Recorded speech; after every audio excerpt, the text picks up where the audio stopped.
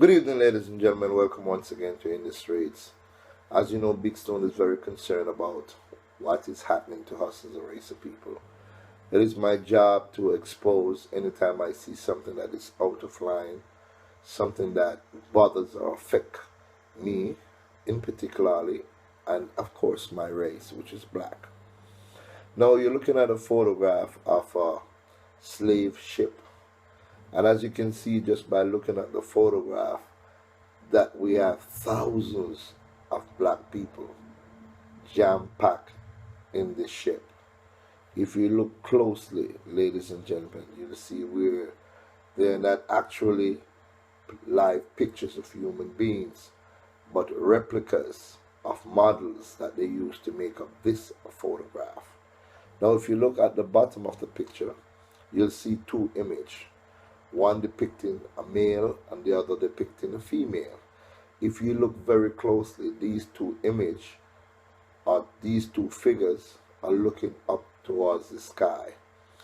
If you go back now to Emancipation Park, located in Kingston, you'll see the exact image that is looking up towards the sky, and of course the images are nude or naked. Now, ladies and gentlemen, ain't no shame in how we were taken from Africa. We think the world should know of the atrocities that has befallen us as a race of people. But if you look at what these statues represent right in front of Emancipation Park, you'll see it's just a constant reminder that we're not actually free or emancipated, but we're still held in chain and bondage. I think personally that the photograph or the images that should have been placed in front of Emancipation Park doesn't necessarily have to be that of Mr. Garvey, as I had advocated for.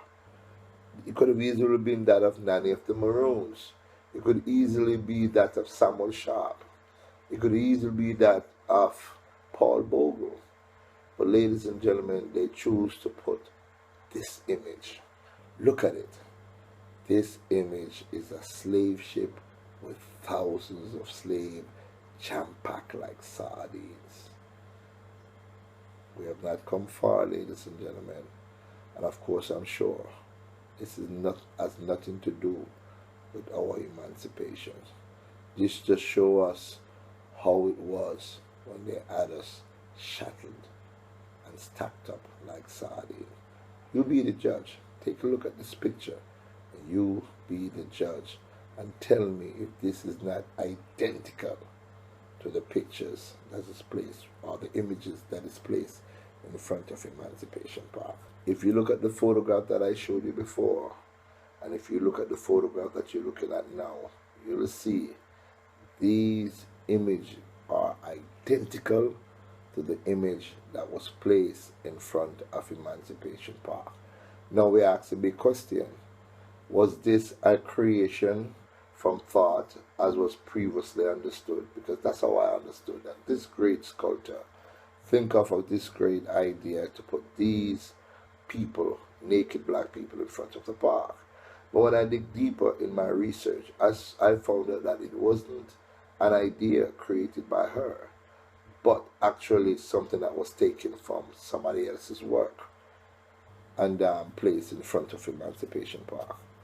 I'm concerned, I think you should be too, because our heritage is very important to us. We have no problem showing our nakedness, because that's how we were created. But even in the movie Kunta Kinte, they displayed black women with their titties shown, their breasts exposed, and so on.